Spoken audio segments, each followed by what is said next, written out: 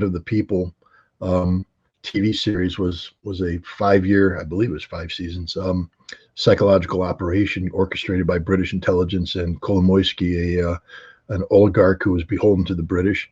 They pulled a West Wing on the Ukrainians, got Martin Sheen-like character out there, so everybody went, oh, when I see him, I think he's the president. And that's how they viewed Zelensky, an everyman who became the president, running on a platform of peace, even though it was a lie.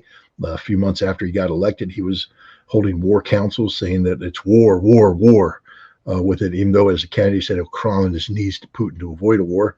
No, his whole goal was to go to war.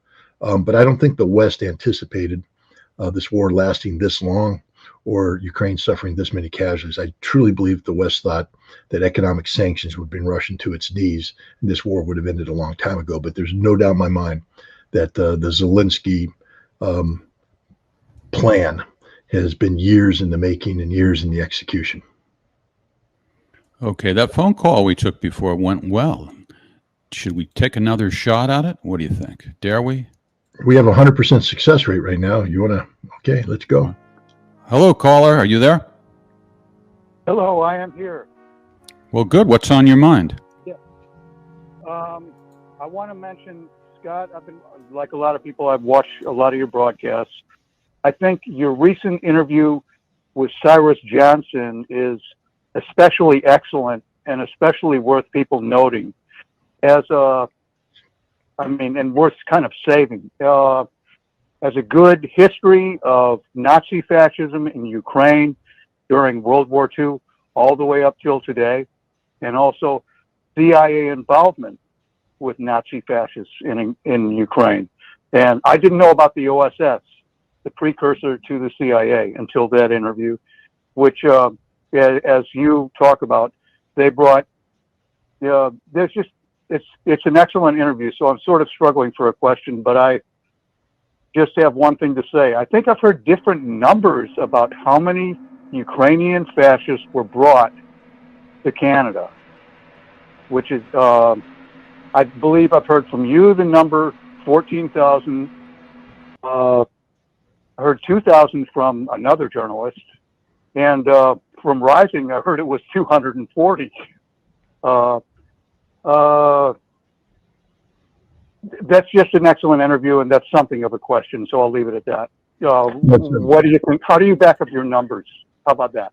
Okay, thanks for calling. Give it a listen on your computer. Thank you. Go ahead, Scott. I appreciate it. How do I back up my numbers? First of all, I'll say that interview benefited from me doing in-depth research for an article that I just had published on Consortium News about Ukraine and the lessons of history, and again, coming to Sherry, the girl from South Jersey. Why do we fail to learn the lessons? And I talk about that. The Galatian division, when it's surrendered, that's responsible. You don't want to, throw away lives. And so that's why I think they're talking about extending this out to 2025. Yes, it puts Joe Biden in an impossible position. And one of the things about the Russians basically going down on, and saying, yep, we're doubling down on this 2025, 5 territories, boom, is to put political pressure on Biden, because in order to counter that, Biden's going to have to come back and say, I need $100 billion more. And we got a Congress right now that's just not playing ball.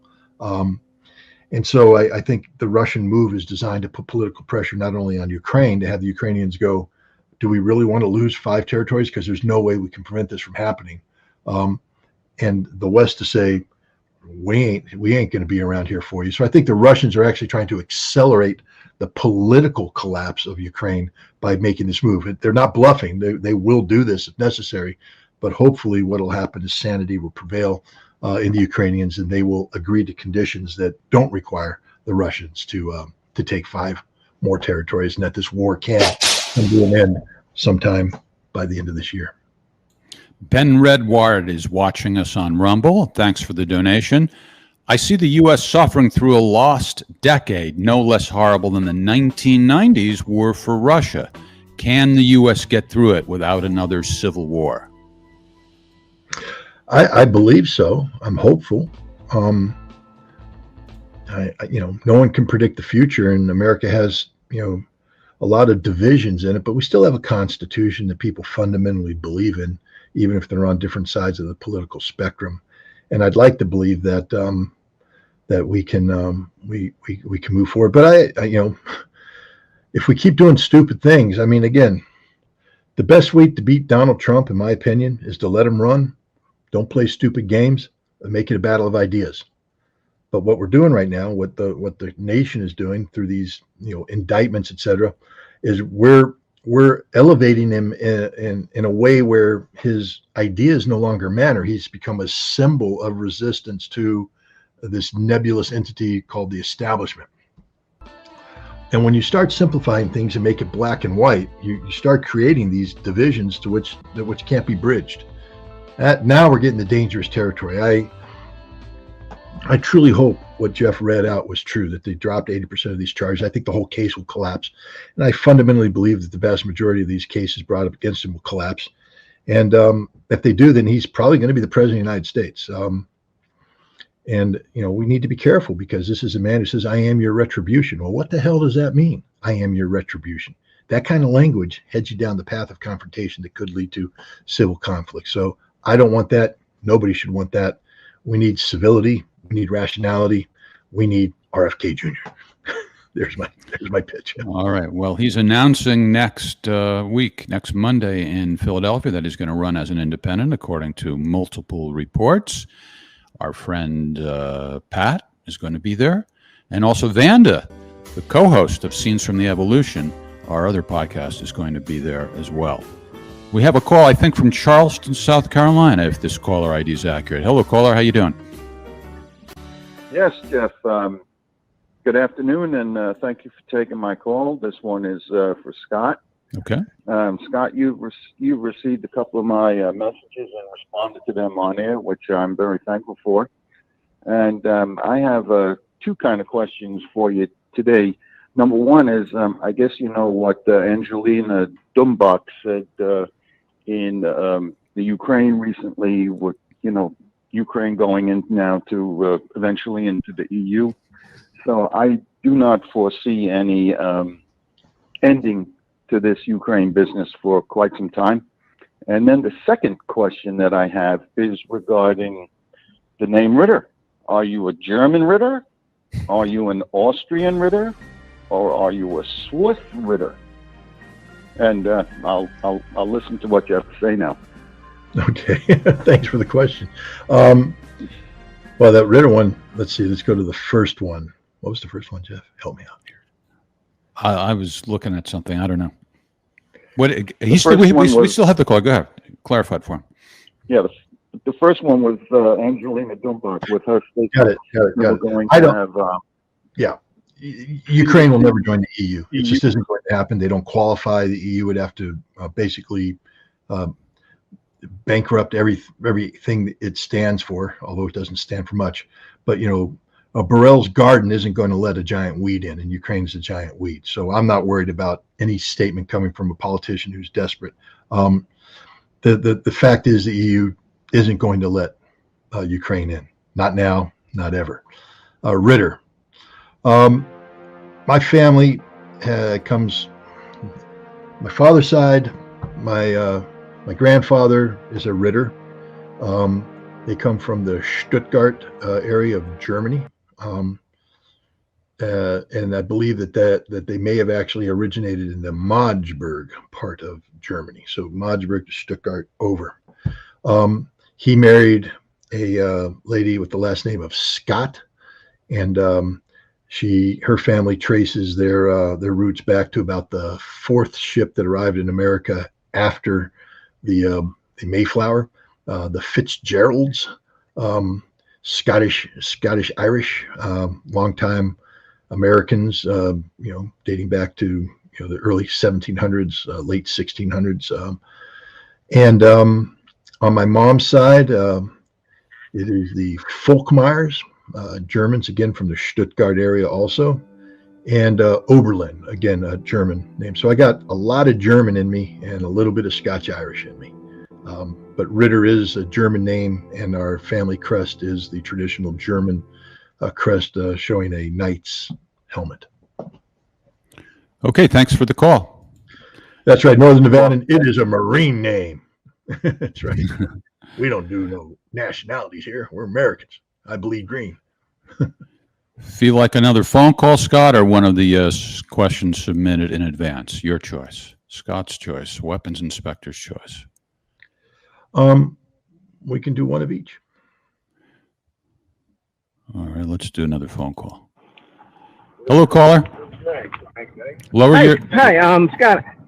Can you hear me good? Yeah, we can hear you fine. Just keep your computer down. Okay, awesome. Quick question, Scott.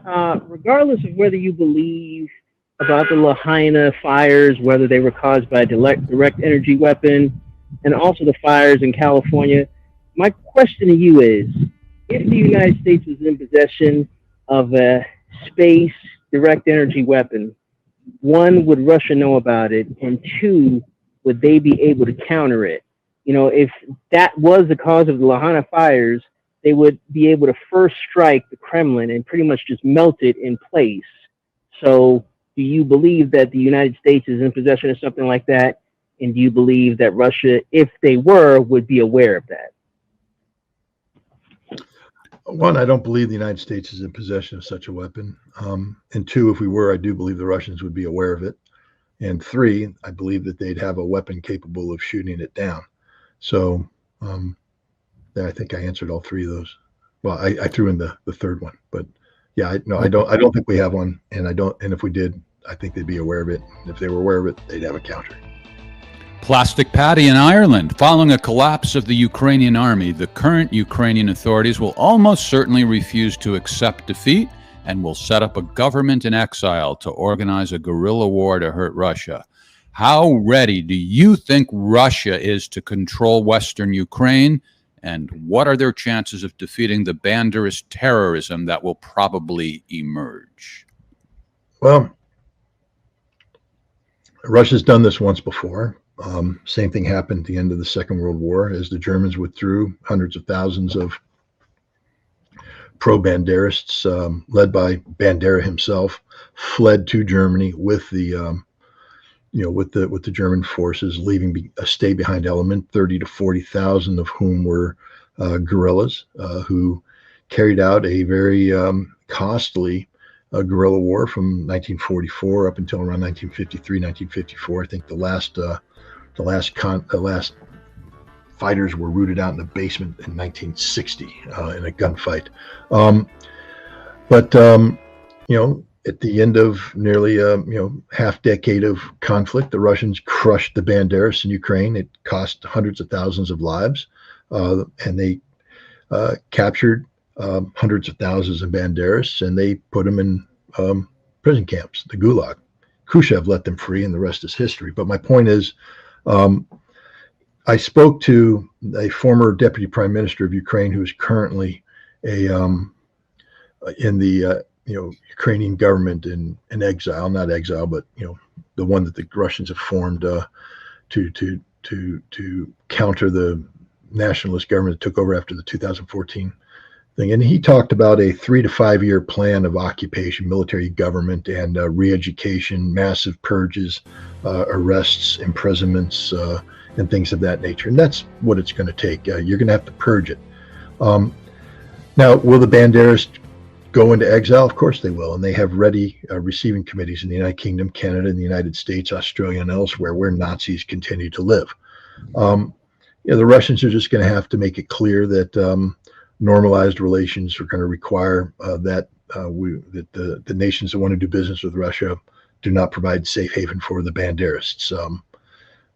In America, I think it would mean that we just stop all funding, don't allow any funding to go in, and we do our best to delegitimize because we have freedom of speech. I mean, if you want to put up a poster of Bandera and all that, go ahead. But we should make it, a national embarrassment. For you to do that, you will be mocked. You will be derided. You are un-American, just like joining the KKK. If you're a Banderist, you're a member of the KKK equivalent, and you should get all of America to look down their nose on this.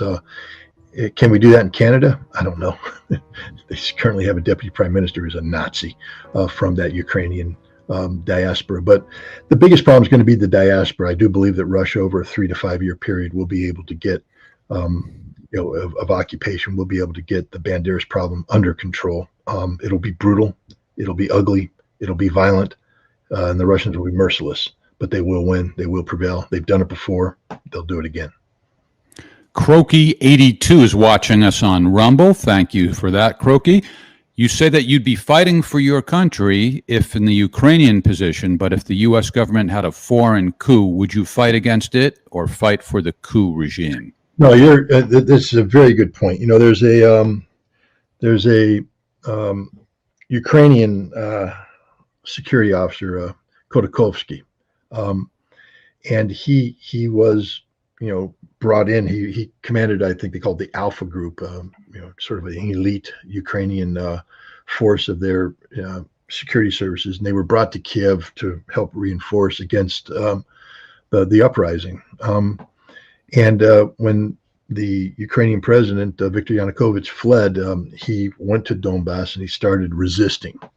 And I think that's the direction I would take. If somebody illegally overthrew my government, if a foreign power came in and used a coup to topple, I'm not going to fight for the coup regime. I'm going to fight for the Constitution. And so I would probably become the American equivalent of Khodakovsky. I would be fighting against the people who overthrew the constitutionally mandated government. I would be defending the Constitution. I will never defend a coup regime. I will never defend people